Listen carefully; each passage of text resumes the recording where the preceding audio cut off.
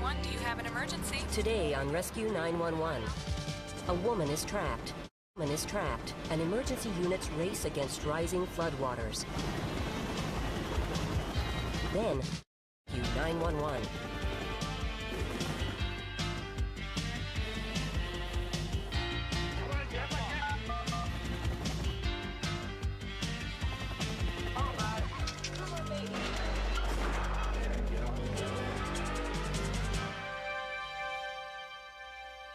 On August 22nd, 1992, Phoenix, Arizona had been drenched by a series of summer thunderstorms, creating the dangerous flood conditions that often plague the city. Most of the footage in this story was taped as the actual events unfolded.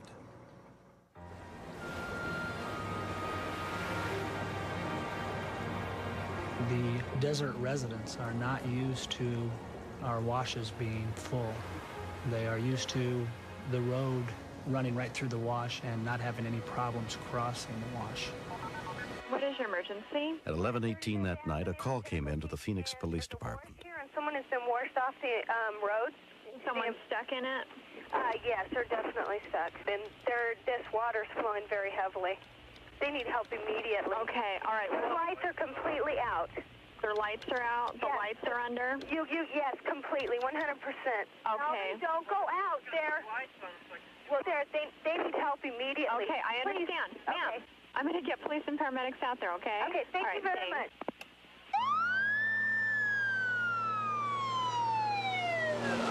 When we continued. When we got there, the water was over the top of the car. So my first inclination was that we don't have a rescue here. We have a body recovery.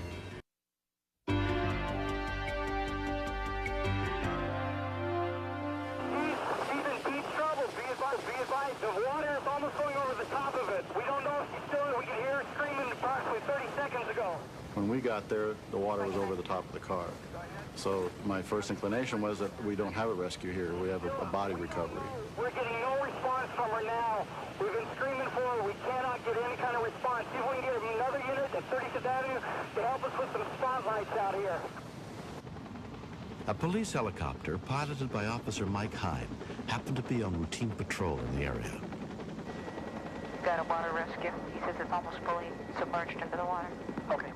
When we arrived overhead and found the vehicle, a police officer came on the radio and told us that there had been a female occupant attempting to climb out of the vehicle and into the water. And my immediate thought was that if she tried that, she would die. Phoenix fire and police units, including members of the Swift Water Rescue Team, tried to come up with a plan to get the woman out safely.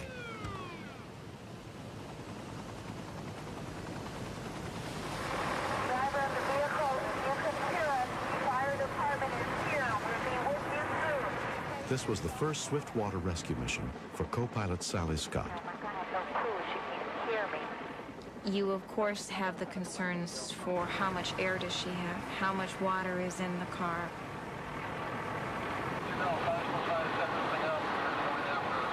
There's no way we can get a line across. I mean, this thing must be a quarter-mile across. Time was growing short. A second helicopter, piloted by Officer Larry Hallis, with co-pilot Carl Hagler, was brought in to attempt a rescue. Set up for a landing zone. Their plan was to lower Ron Cummings, a member of the Swift Water Rescue Team, from the helicopter to the victim's car. He was going to ride the skid out. We were going to drop him off. My personal feelings were that he would not be able to stay on top of the car. But we really didn't have time to come up with a better plan. The helicopter goes down, there is going to be catastrophic failure. It's going to take out the pilot, the co-pilot, the rescuer, the victim, and who else is around. So every rescue has to have a backup rescue. They made sure that they had safety lines across the river downstream. The first helicopter stayed to illuminate the scene. Larry's coming up on final. I'm going to go ahead and move to the west a few hundred yards.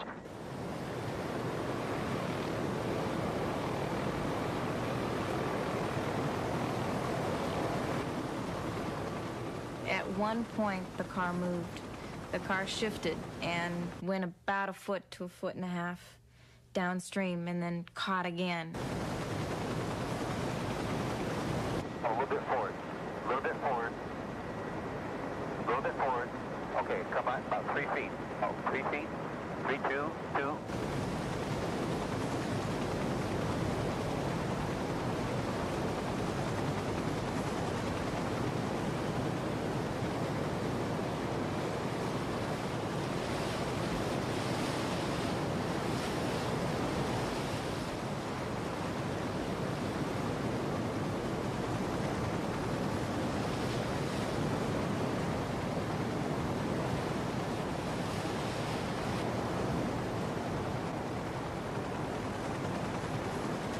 Once he was stabilized on the car, he broke the window out.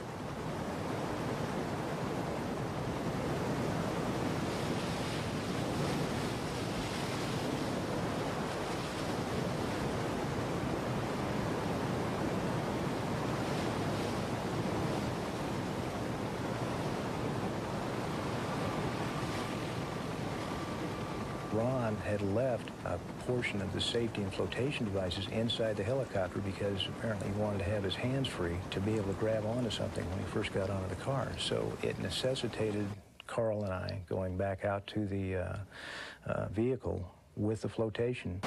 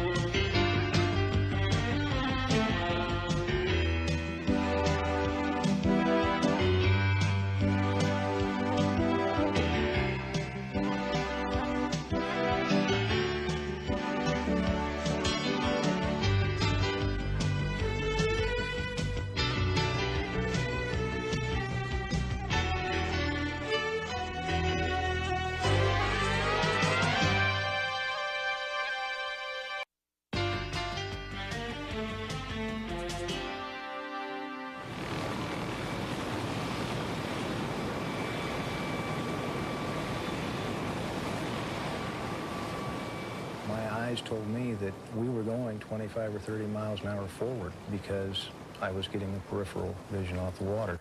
And we did eventually have to take 2 or 3 stabs at it.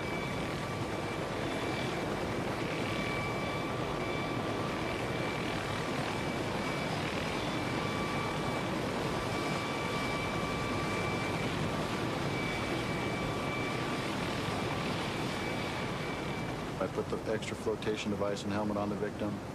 I told her we're going to get out of the car. So with that, she started loading her purse with extra items. And I explained to her that we couldn't take her purse.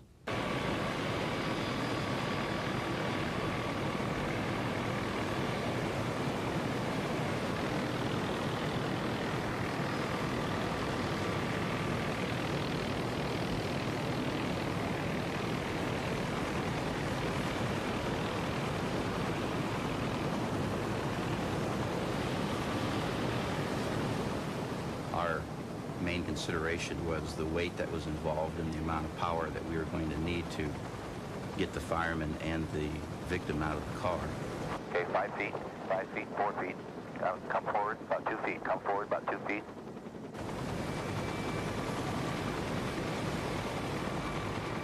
With any sort of a helicopter over water, snow, there's a chance that it can build a static charge.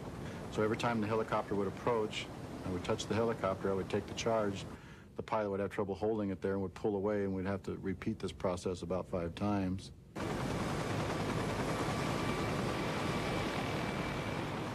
He got zapped 2 or 3 times, but my main concern was that I did not in any way want to be responsible for knocking either Ron and or the victim off the roof of that car.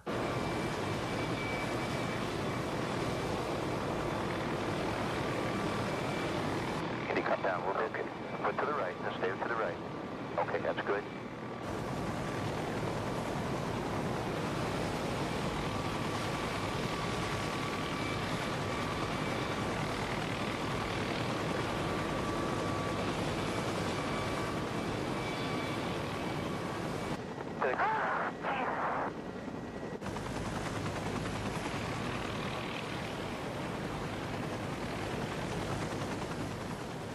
It was an absolutely fantastic moment, and you realize that because everybody had a part and everybody did their job, it worked out well, and you saved a life. And that's a feeling that you don't forget. Nan Tran had been trapped in her car for more than an hour in the swirling waters. I was so scared, and I knew that no way I can be survived in that situation. I knew that, die in the car or die outside, would be the same, because I don't know how to swim.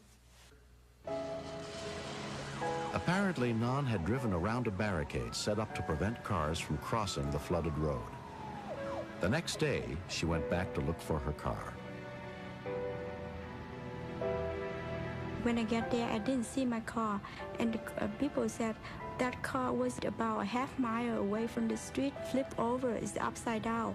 And after I come back and I saw that, I said, no way I can be survived, no way. Recently, Nan, accompanied by her 10-year-old daughter Lynn, went to thank the people who saved her life that night. We pushed a lot of edges.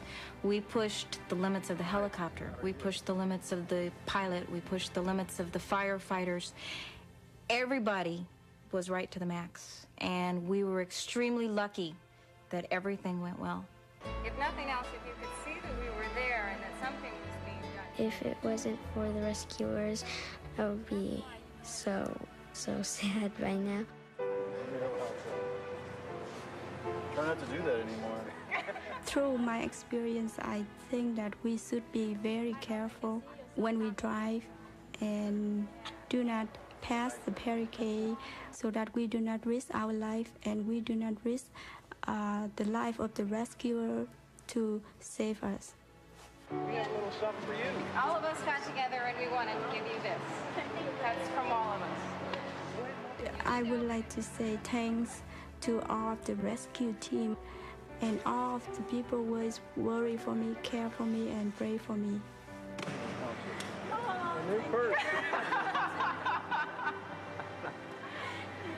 Well, we're glad you're here and that everything worked out well. So glad you're safe. It was a team effort, and if one part would have failed, I don't think she would have lived. I told Ron that I could not say thanks to him because thanks is not enough. From my heart, he's the one I remember forever in my life, and maybe next life and next life and next life.